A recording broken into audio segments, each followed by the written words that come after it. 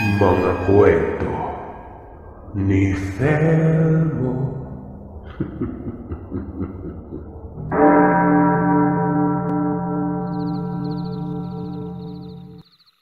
Magandang araw po sa lahat ng mga kagiliw na tagapakinig. Itago niya lang ako sa pangalang Alona. Dito na ako lumaki sa probinsya ng Samar. Itong kwentong ibabahagi ko sa inyo ay nangyari taong 2001 sa lugar na kinalakihan ko. Usong-uso po noon ang gawain ng mga manlalason, kulam at barang, lalong-lalo na kapag alam nilang dayuhan ka lang at sisiga-siga ka sa baryo. Talagang masasampulan ka. Halos lahat kami ay ilag sa mga kanya-kanyang kapitbahay gawa ng kahit mismong ang mga ito. Kapag nagustuhan kang lasunin o nainis sa'yo, o kaya naman ay kinainggitan ka, tiyak walang paltos, lalasunin ka ng mga ito. Kumbaga, walang kapit-kapitbahay sa oras na may inggit o galit sa iyo ang isang kababaryo mo. Hindi naman porket iniiwasan namin ng mga kapitbahay, ibig sabihin na noon ay kaaway na namin sila. Hindi ganon. Iniiwasan lamang namin sila simula nang may mangyaring hindi maganda sa kapatid kong si Ate Lourdes. Kasalukuyang nagwawalis sa bakuran ng kapatid ko nang dumating ang matalik niyang kaibigang si Rosa. Nakangiting binati ni Rosa ang kapatid ko noon. Narinig ko namang gumante ng pagbati si Lourdes sa kaibigan niya. Dalagang lakotsera itong kapatid ko. Laki sa layaw. Lahat kasi ng bagay na gugustuhin niya ay nakukuha niya ng walang kahirap-hirap. Kapag gusto niyang gumala o maglakwatsa kasama ang mga barkada niya, ay pinapayagan siya ni tatay. Samantalang ako naman, napakahigpit ng aking ama at halos hindi niya pa nga ako payagan sa mga pupuntahan ko. Kung hindi pa ako masinsinang ipagpaalam ni Ray, nakababata ako noon. Kung hindi niyo kasi na itatanong, ramdam na ramdam kong paboritong anak ni tatay ang panganay kong kapatid. Ni minsan nga ay hindi ko pa nakitang pinapagalitan ni tatay si ate. Kaya kung minsan ay nagtatampo ako sa aming ama, dahil hindi siya pantay kong magdala ng anak noon. So bali ayun na nga. Natanaw ko mula sa bintana na nag-uusap ang kapatid ko at ang kanyang matalik na kaibigang si Rosa. Narinig kong pinag-uusapan nilang pumunta sa isang sitio dahil may handaan umano na gaganapin sa bahay ng manliligaw ni Ate Lourdes na naninirahan sa sityong pupunta nila. Manliligaw? Kailan pa nagkaroon ng manliligaw yung kapatid ko? Bakit hindi ko alam? Tanong ko sa isipan ko noon habang pasimpleng pinakikinggan ang usapan ng dalawa. Alam kong mali ang ginawa ko. Mali ang makinig sa usapan ng iba. Kaya lang ay bumangon ang kuryosidad ko ng mga oras na yon na malaman kung sino ang tinutukoy ni Rosa na manliligaw ng kapatid ko. Ni minsan kasi ay hindi ko pa nakitang magdala ng manliligaw o nobyo si Ate Lourdes sa bahay namin. Kaya't sino ang manliligaw na tinutukoy ni Rosa noon? Sige na, pumayag ka na. Pumunta na tayo sa bahay ni Nelson. Nakakaya kasi sa kanya eh. Umuon na ako eh. Pangungulit pang pangungumbinsing wika ni Rosa sa kapatid noon. Nelson pala ha. Yan pala yung lalaking manliligaw mo. Yari ka sa akin. Isusumbong kita kay tatay. Sambit ko sa sarili ko noon. Narinig kong nagwika ang kapatid kong wag raw siyang ireto ni Rosa sa lalaking hindi niya naman gusto at kahit kailan ay hindi niya magugustuhan. Ang pangit ng taong yon. Iba na lang yung ireto mo sa akin. Wag lang yung taong yon. Pairap na wika ng kapatid ko. Sinabi niya pang hindi nababagay sa kanyang kagandahan ng taong yon. Dahil kahit sa ang anggulo niya ito pagmasdan, ay talagang napakapangit talaga nito. Grabe ka naman kung makapanlait. May itsura naman si Nelson ah. Hindi ko nga lang alam kung saan banda. Wika pa ni Rosa na humahagalpak sa tawa nun. Sige na, sumama ka na sa amin ng Leia. Nakakahiya kasi kung kami lang ang pupunta sa bahay ni Nelson eh. Alam naman nating sa'yo nanliligaw yun, diba? Pangungulit pang wika ni Rosa. Hindi ka ba natatakot, Rosa? Alam mo naman bantog na aswang yung pamilya ni Nelson, di ba? Mamaya, aswang rin pala yung Nelson na yan. Mahawaan pa tayo sa pagiging aswang ng pamilya nila. Di ba, pati tayo aswang na rin kung ganon. Natawa naman si Rosa sa sinabi ng kapatid ko. Nagwika itong wag umanong magpapaniwala ang kapatid ko dahil hindi naman totoo ang bali-balitang aswang ang pamilya ni Nelson. Sinasabi lamang umano yon ng mga tsismosang taong walang magawa sa buhay at mga may galit sa pamilya ng binata. Kaya't huwag ko umanong maniwala ang kapatid ko sa mga haka-hakang wala namang katotohanan. Ilang beses na ba nating nakasama si Nelson sa galaan? Nakita mo ba siyang nag-iba ng anyo? Nakita mo ba siyang naging pusa, aso o panike para masabi mong aswang siya? Pagtatanggol pang wika ni Rosa nun. Hindi naman. Kaya lang mas mainam na yung naninigurado. Malay mo, totoo pala yun, di ba? Tugon ng kapatid ko. Sos, sinasabi ko nga sa'yo, huwag kang magpapaniwala sa mga usap-usapan ng mga tsismosa. Saad pa ni Rosa, at kinukulit niya pa ang kapatid kong sumama na sa inuman. Napansin kong medyo naiirita na ang kapatid ko pero pumayag naman siya sa paanyaya ng matalik niyang kaibigan. Noon ngang magpaalam siya kay tatay ay sinabi niya lang na pupunta siya sa kaibigan niya dahil may handaan umano na gaganapin. Hindi niya sinabi ang totoo kung saan talaga siya pupunta. Hinirapan ko ang kapatid ko dahil nagsisinungaling na naman ito sa aking ama. Kung maldita nga lang talaga ako ay sinumbong ko na ito. Nang sa ganon ay matigil na ang pagsisinungaling niya. Hoy, Ate Lourdes, napakasinungaling mo talaga, no? Panimulang wika ako sa kapatid ko matapos siyang payagan ni tatay. Napakunot noo ang kapatid ko at nagtanong kung bakit ko raw siya sinabihang sinungaling. Sinabi ko naman sa kanya ang tungkol sa narinig ko. Mabilis niya naman akong hinablot sa kamay at pinanlakihan ng mga mata't nagsabing wag raw akong maingay sa mga magulang namin at baka magbago pang isip ng aming ama't hindi na siya payagang umalis pa. Bakit? Natatakot ka bang malaman nila yung totoo? Bakit ayaw mong sabihin sa kanila kung saan ka talaga pupunta? Kayo na mga kaibigan mo. Paano kung mapahamak ka sa pupuntahan mo? Kaya ka bang ipagtanggol o iligtas sa mga kaibigan mo? Lalong-lalo na yung matalik mong kaibigang haliparot. Saad ko sa kanya. Noon pa man ay wala na akong tiwala sa mga kaibigan niya, Sir Seth. Lalong-lalo na sa matalik niya ko nung kaibigang haliparot. Nahalata namang ginagamit lamang siya para mapalapit kay Nelson. Halatado naman kasing kating-kati na ang babaeng yon na makita si Nelson. At dahil siya ang gusto ng binata, kailang isama siya ni Rosa para pansinin sila ng binatang yon. Sinabi ko pa sa kanya na kunwari pa yung haliparot niyang kaibigan na hindi nahahalata sa kilos niyang kating-kati nang makita ang lalaking nanliligaw kay ate. Pinagalitan ako ni ate nun. Tigil-tigilan ko mano ang pangingialam sa buhay niya at sa mga kaibigan niya. At tupagin ko na lamang umano ang sarili ko at ang mga kaibigan ko. Hindi yung buhay niya ang papakialaman ko.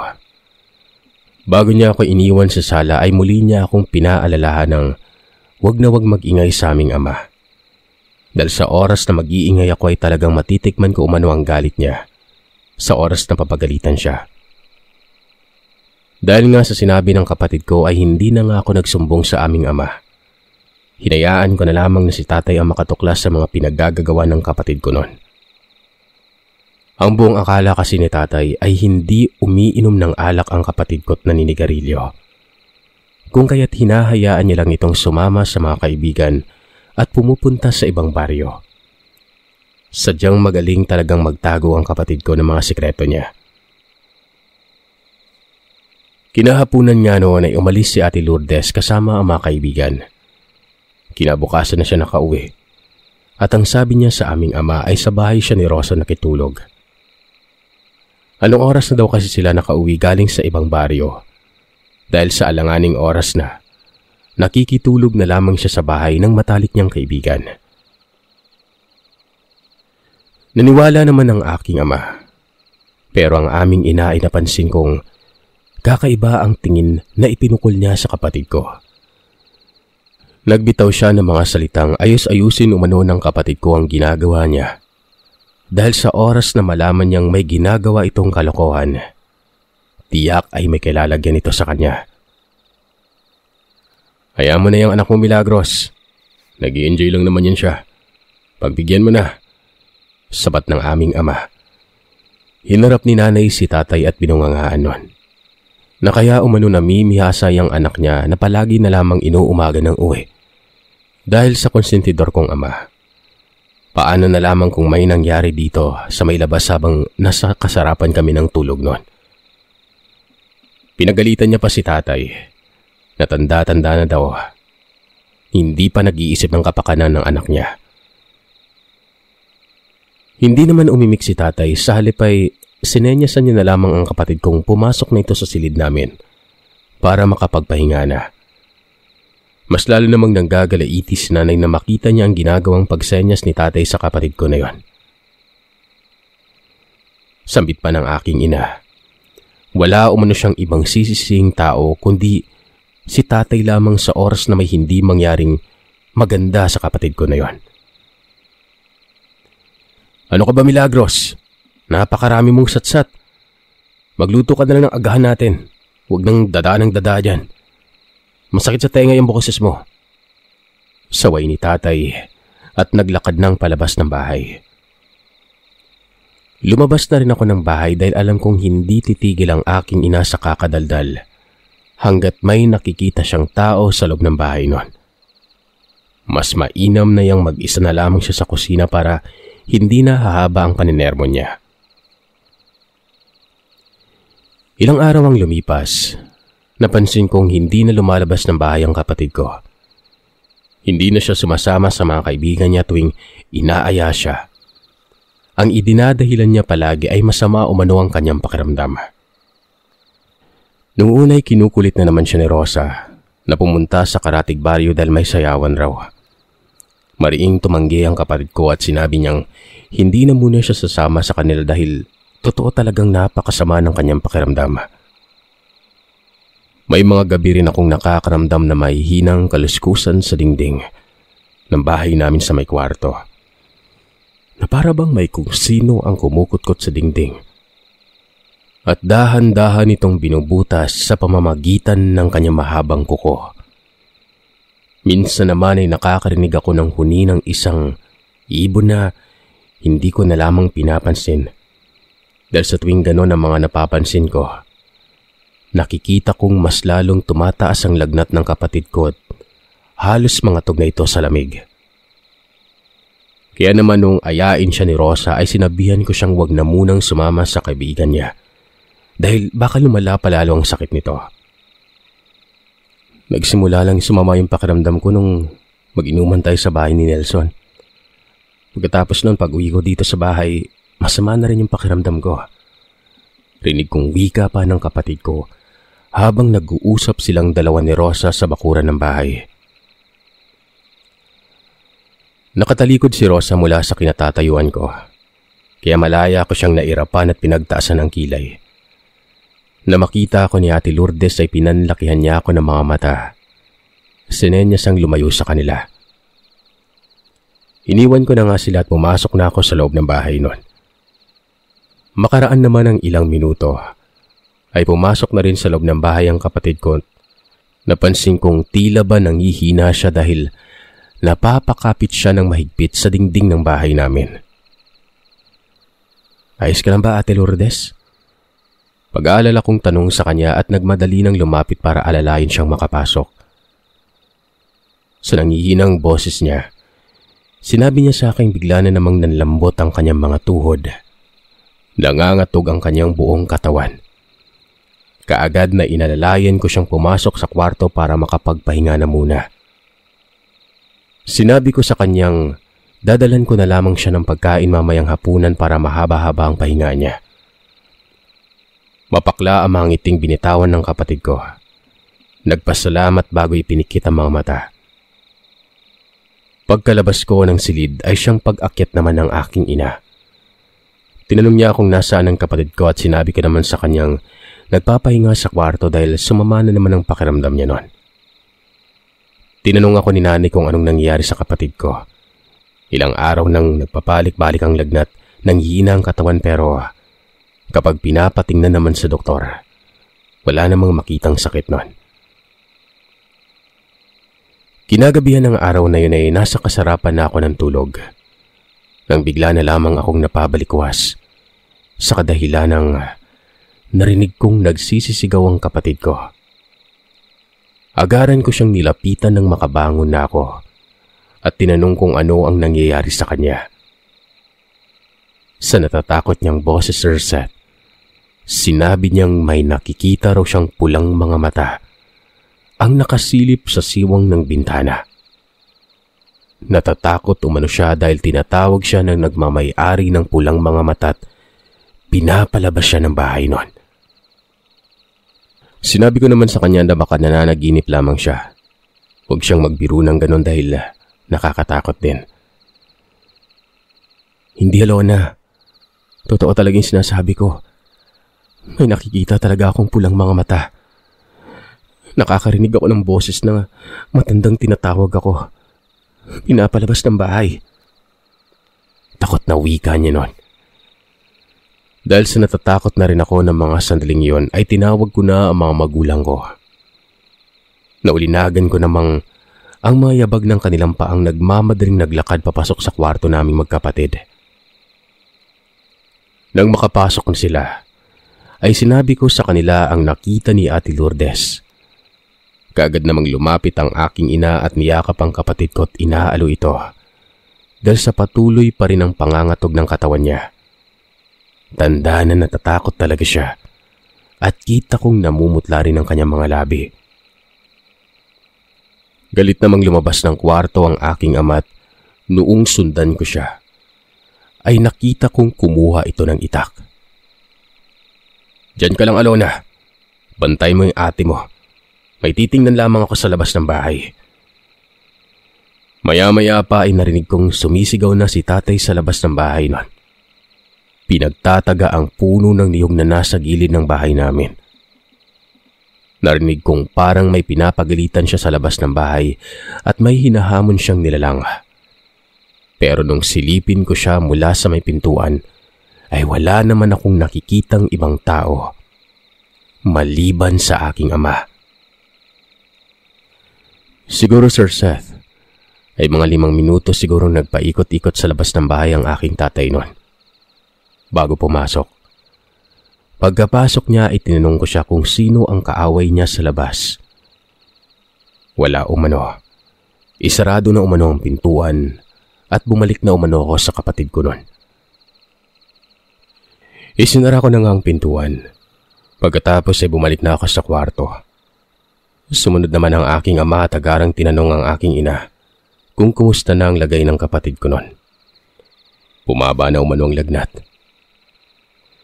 Tinanong naman ni nanay si tatay kung ano ang ginagawa niya sa labas noon at nagsisisigaw ito. Ipinaliwanag naman ng aking ama at nagsabi siyang malakas ang kutob niyang inaaswang umano itong kapatid ko at aswang ang tinutukoy ni Ate Lourdes noon. Marahil ay hindi gumaling-galing ang kapatid ko dahil inaaswang nga siya. Kung tama ang hinala ko, hayaan mo't bukas na bukas, magtatanong-tanong ako kung ano ang pangontra sa aswang. Wika ng aking ama. Tinanong naman ni nanay kung saan siya magtatanong. Kung sa mga tsismosa naming kapitbahay na Manilason. Mamaya ay kung ano pa ang sasabihin ng mga tao sa labas at kilala naman namin yung mga yon. Daig pa ang gabi sa sobrang kate ng mga dila. Saad pa ng aking ina na ang ibig niyang sabihin ay baka mamaya kapag magtanong ang aking ama sa mga kapitbahay namin kung ano ang mga pangontra sa aswang. Iisipin ng mga taong buntis ang kapatid ko kung kaya't inaaswang ito. Ganoon kasi kagad ang papasok sa isipan ng mga kababaryo namin noon. Kinabukasan nga hindi nagkamali ang aking ina. Kumalat sa baryo naming buntis ang kapatid ko, kaya ito nagkakasakit at inaaswang. Pero ang kaibahan nga lang ay hindi pa man nakapagtanong-tanong ang aking ama nun kung ano ang pangontra sa aswang. Ay pumutok na ang balitang buntis si ate at walang kinikilalang ama umano ang ipinagbubuntis niya. Galit na galit ang aking ina't naghihimutok siya't hinagilap kung sino ang nagpakalat ng maling impormasyon tungkol sa kapatid ko. Wika pa niya, sa oras na malaman niya kung sino ang makakating dila ang nagpakalat ng bali-balitang buntis si ate, kakalad ka rin niya man ito sa barangay para kasuhan.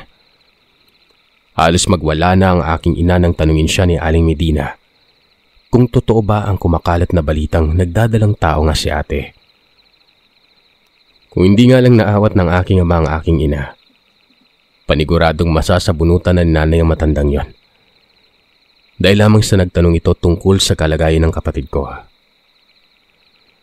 Wag na wag ko lang talagang malaman kung sino yung nagpakalat ng balita tungkol sa kapatid mo. Sisiguraduhin kong bago pa man kami makarating sa barangay, makakalbo ko na yung taong yan. Wika ni nanay nang nasa loob na siya ng bahay. Nagsuwestyon naman ang aking amang patingnan na sa albularyo ang kapatid ko. Dahil ilang beses na nilang dinala ito sa doktor. Pero wala pa rin nangyayari. Sumang-ayon naman sa suwestyon ang aking ina. Pero noong maghanap na ng albularyo si tatay ay wala siyang mahanap. May nakilala naman siyang manggagamot. Kaya nga lang ay marami yung ginagawa at walang oras para tingnan at gamutin ang kapatid ko. Hayaan mo't hindi ako susuko. Maghanap at maghanap pa rin ako ng albularyo. Pupunta ako sa baryo ng kakilala ko. Baka may alam na manggagamot yon o albularyo. Payag ng aking ama sa aking ina. Sa totoo lang, minsan nababahala na ako sa kapatid ko dahil may gabing nagigising na lamang akong wala sa higaan si Ate Lourdes. Nung hanapin ko siya ay nakita ko siya sa labas ng bahay. Nakatingala at titig na titig sa malaking buwan. Nabanggit niya rin sa aking simula nang magkasakit daw siya ay may kakaiba na siyang nararamdaman sa katawan.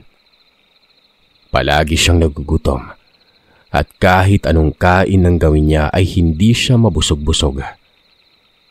Anya pa, parang may hinahanap siyang kakaibang putahe ng pagkain pero hindi niya maisip kung anong pagkain yon. Sa gabi naman ay gustong-gusto niyang tumambay sa labas ng bahay dahil may nalalanghap siyang napakabangong amoy. Parang amoy hinog na langka umano yon.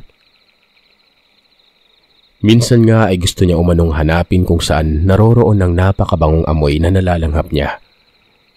Kaya nga lang, mayroong boses ang nagsasalita sa isipan niyang huwag lumabas ng bahay dahil gabi na't delikado sa daan.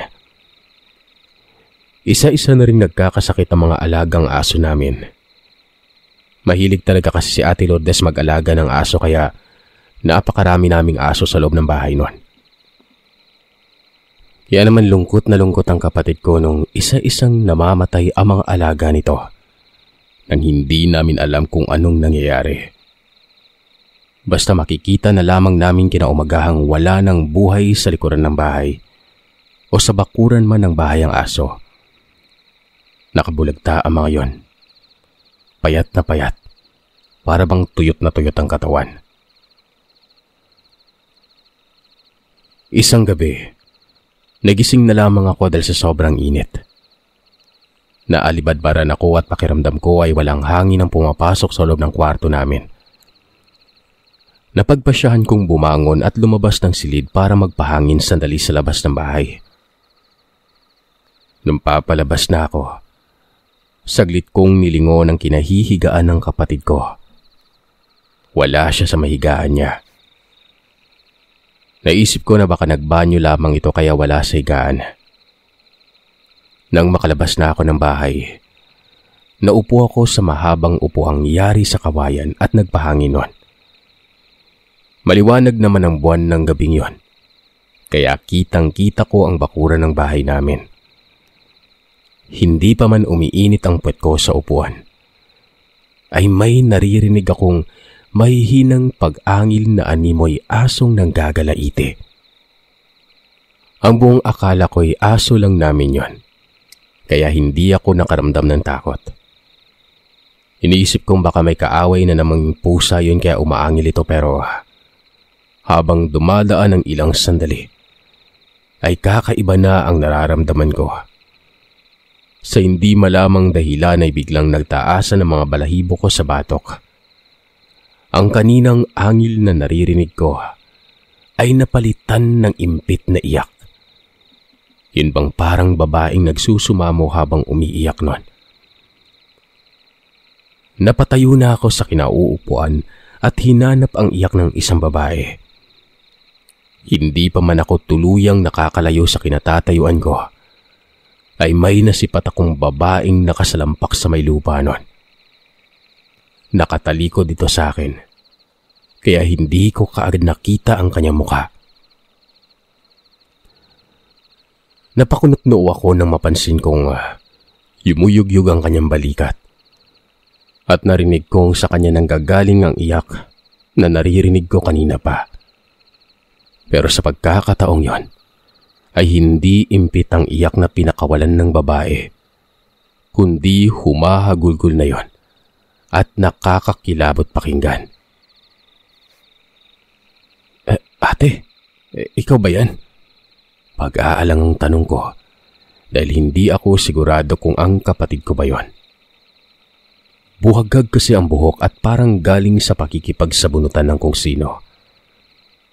Ate Lourdes, ikaw ba yan? Anong nangyari sa'yo? May problema ka ba kaya ka umiiyak? Kabadong tanong ko nun. Hindi pa rin sumasagot ang babae pero nakita kong dahan-dahan itong pumihit paharap sa akin. Nung tuluyan ko nang masilayan ng babae, napasingap ako sa hangin at halos umurong ang dila ko't nanlaki ang mga mata. Sa kadahilan ng kitang-kita ko ang nakakarimarim at kasindak-sindak na itsura nito. Mabalasik na mabalasik ang anyot, nagliliyab ang mga matang namumula. Habang may kagat-kagat pa itong laman loob ng kaawa-awang aso. Sobrang lakas ng pagkabog ng dibdib ko ng mga oras na yon at nanonood sa kaibuturan ng aking buto ang hilakbot na nararamdaman. Napasigaw na ako at tinawag ang mga magulang ko at halos mapalundag na ako sa takot na nararamdaman. Nung makita kong marahan itong gumagapang papalapit sa kinaroroonan ko. Mabuti na lamang at bago pa man ito makalapit sa akin, ay nakalabas na ng bahay ang mga magulang ko noon. Lourdes! Sigaw ng aking ama at inaakto ang hahambalusin ng bitbit niyang tubo ang kapatid ko. Diyan ka lang. Wag na wag mong lalapitan ng kapatid mo't hindi ako mangingiming tubuhin ka ngayon. Bulyaw ng aking ina at kinuha ang tubong hawak-hawak ng aking ama. Tila natauhan naman ng kapatid ko nang marinig niya ang boses ng aming ina. Dahil huminto siya sa ginagawa niya. Napahagulgol ng iyak at todo hingi ng tawad sa mga magulang namin noon. Dahil hindi niya umano sinasadya ang nangyari. Hindi niya raw alam kung ano ang nangyayari sa kanya at kung ano ang ginagawa niya. Dahan-dahan namang lumapit sa kanya si tatay. Bahagyang umatras ang kapatid ko at sinabihan ng aming amang huwag lumapit sa kanya. Dahil baka mawala na naman siya sa tamang pag-iisip at baka may magawa siyang hindi maganda sa tatay namin. Hindi naman nakinig ang aming ama. Kaagad na siyang nilapitan nito at hinawakan sa kamay at pinakalma bago ipinasok sa loob ng bahay. Pinagtulungan namin siyang bihisan ni nanay samantalang si tatay naman ay lumabas ng bahay at nilibing niya ang namatay naming aso. Anak, konting tiis na lang. May nahanap ng albularyo si tatay mo. Kaya lang ay bukas niya pupuntahan. Nung pinuntahan niya nakaraan, wala yung albularyo eh. Mapapagamot ka na rin namin, anak. Pagpasensyaan mo na kung natagalan kaming maghanap ng taong gagamot sa'yo.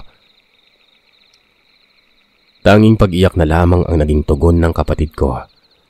Sising-sisi siya sa mga nangyari sa kanya.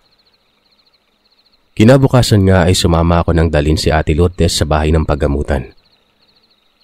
Gusto ko makita kung paano siya gamutin. Malayo ang pinuntahan naming albularyo dahil ayaw ng aking inang pagchismisan ng mga kababari namin ang tungkol sa nangyari sa kapatid ko. Pagdating namin sa bahay ng albularyo, kagad naman kaming pinapasok at unang tingin pa lang ng albularyo sa kapatid ko. Napapalatak na ito't napapailing at sinabihan ng mga magulang kong nayanggaw si Ate Lourdes. Wika pa ng albularyo, kilala umano ng kapatid ko kung sino ang nangyanggaw sa kanya. Dahil palagi lamang niya itong nakakasama at nakakasalamuha. Gustong-gusto nitong hawaan ng kapatid ko dahil malaki ang posibilidad na makuha ng taong yun ang kapatid ko sa oras na magiging kaisa na nila ang kanyang pamilya. Anak, sino ba yung taong nagkagusto sa'yo? May naaalala ka ba? Pag-aalalang tanong ng aking ama.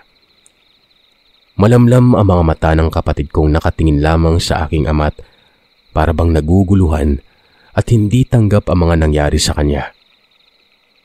Napakapayat na niya kasi at nangingitim ang gilid ng mga mata. Naalala ko ang pinag-usapan ni Rosa at ni Ate Lourdes noon bago pa sila pumunta sa bahay noong kakilala nila para mag-inuman. Tahasan kong sinabi sa aking ama ang pangalan noong taong nanligaw sa kapatid ko. Kaya nga lang ay ayaw ni Ate Lourdes sa taong yon. Wala naman ng iba. Wala na akong maisip pa. Nanggigigil naman ang aking ina at hindi napigilan ng magmura. Samantalang ang aking ama naman ay naikuyom niya mga kamaot para bang gustong-gusto niya ng manapak nun. Hindi muna kami pinauwi ng albularyo hanggat hindi pa mailabas ng kapatid ko ang sisiw na ibinaon ng nilalang sa loob ng katawan niya. Habang ginagamot nga ang kapatid ko nun, ay napansin kong medyo nahihirapan ng albularyong tanggalin ang kung anumang ibinaon ng aswang sa sikmura niya para mayanggaw ito. Gawa ng napisa na yun sa loob ng sikmura ni ate at nakatikim na siya ng sariwang dugo. Pero pasalamat lamang umano siya dahil dugo ito ng hayop at hindi tao. Dahil ayon sa albularyo, kung nagkataong dugo ng tao ang natikman niya, tiyak ay aabutin pa sila ng mahabang panahon bago maalis ang pangyayanggaw sa kanya. Nakita kong may pinainom sa kanya ang albularyo. Isa yung likido na ayon pa sa kapatid ko. Napakapakla at napakapait umano. Sinabi naman ng albularyong isa yung halaman na nanggaling pa sa ilalim ng dagat. Isa ito sa mga ginagamit ng mga mandalason para lasunin ang mga taong gusto nilang patayin o biktimahin. Pero kung ikaw ay nayanggaw o nahawaan ng pag-aaswang, ay pwede yung gamitin bilang panggamot sa'yo. Nang sa gayon ay malason ang nilalang na nasa loob ng katawan mo at para maisuka mo yon at matanggal. Matapos marinig ng kapatid ko ang paliwanag ng albularyo, ay wala siyang pag-aalinlangang ininom yon. Kahit na napakapait ay pinipilit niyang nilagok yon ng isang lagukan lamang para mamatay kaagad ang nasa loob ng kanyang katawan. Ilang segundo lamang ang lumipas matapos inumin ng kapatid ko ang binigay ng albularyo. Nakita kong napapangiwi na siya at napahawak sa sikmura. Tinanong siya ni nanay kung ano ang nararamdaman niya. Ang sabi naman ng kapatid ko, mga kagiliw, nararamdaman niya umano na parang may umiikot na kung anuman ang nasa loob ng sikmura niya. At ilang saglit pa ay naisuka na niya ang bagay na dapat niyang ilabas para maalis na ang pangyayanggaw sa kanya noon. Pagkasuka nito, ay tumambad sa harapan namin ang isang maliit na kulay itim na parang sisiw. Nakakapisa pa lang. Patay na yon. Hindi na gumagalaw pa. Kagad namang pinulot ng albularyo at ibinalot sa kulay itim na tela. At ang sabi pa ng albularyo, ililibing niya sa malayo ang nilalang na naisuka ng kapatid ko noon. Nang sa ganon ay hindi na ito matunton ng aswang na nangyanggaw sa kanya. Laking pasasalamat na mga magulang sa albularyo dahil kung hindi dahil sa kanya, ay baka natuluyan ng maging aswang ang kapatid ko. Bago pa kami umuwi, ay may sinabi sa amin ng albularyo. Huwag niyong alalahanin ang aswang na nangyanggaw sa iyo, iya. Ako na ang bahalang tumira sa aswang na yon. Malaki ang pagkakautang niya sa akin, kaya ako ang totodas doon. Pagkatapos nito ay may iniabot na 1 kwintas ng San Benito sa kapatid ko ang albularyo. Isuot umano palagi ng kapatid ko para sa proteksyon at nang hindi siya malapitan pa ng mga taong gustong mangyanggaw sa kanya o mapagsamantala. Pagka-uwi nga namin sa bahay ay palagi nang suot-suot ng kapatid ko ang medalyon na bigay sa kanya ng albularyo. Nalaman rin naming ang matalik na kaibigan pala ni Lourdes ang siyang nagpakalat ng kwentong buntis ang kapatid ko noon. Sinabi pa nito sa mga kababaryong babaeng pariwara si Ate Lourdes dahil kung kani-kanino ito sumasama at nagpapakama. Wala umanong dignidad sa sarili ang kapatid ko dahil isang kalabit lang ay bibigay na kaagad. Kaya ang resulta, nabuntis ng hindi alam kung sino ang ama. Dahil sa galit na nararamdaman ko ay talagang gigil na gigil ako at matagal nang naipon ang inis ko kay Rosa. Sinugod ko siya sa bahay nila. Kinaladkad sa kalsada at pinagsasabunutan. Kakalbuhin ko na sana ito kung hindi lamang kami naawat ng mga kababaryo. Ipinabarangay naman ng aking ina si Rosa dahil sa mga maling paratang sa kapatid ko. Walang tigil naman sa paghingi ng tawad ang kaibigan ng kapatid ko. Hindi ko na sana ito patatawarin sa mga paratang na sinasabi niya tungkol sa kapatid ko pero nakiusap si Ate Lourdes noon.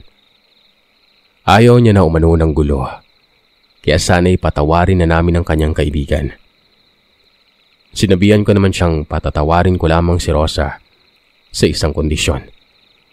Hindi na siya lalapit pa sa plastik at inggitera niyang kaibigan kahit kailan.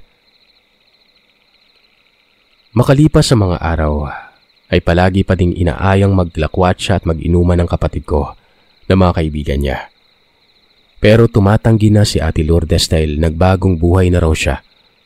Hindi na siya iinom ng alak at hindi na rin siya sumasama sa mga kaibigan niya. Nasa loob na lamang siya madalas ng bahay at tinutulong-tulungan kami ng aking ina sa mga gawain.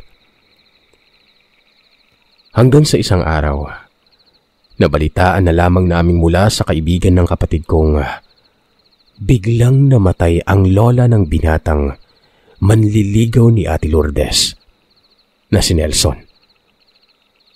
May mga nakapagsabing may nakaaway raw itong albularyo at mukhang tinodas umano yon dahil matagal nang bantog sa Karatig City yung aswang ang lola ng manliligaw nito. Si Rosa naman ang matalik na kaibigan ng kapatid ko. Ilag na ito palagi. Marahil ay nahihiya siya sa mga pinagsasasabi niya tungkol sa kapatid ko noon. O kaya naman, natatakot siyang masabunutan ko ulit. Kaya iniiwasan niyang magkasalubong na ang landas namin.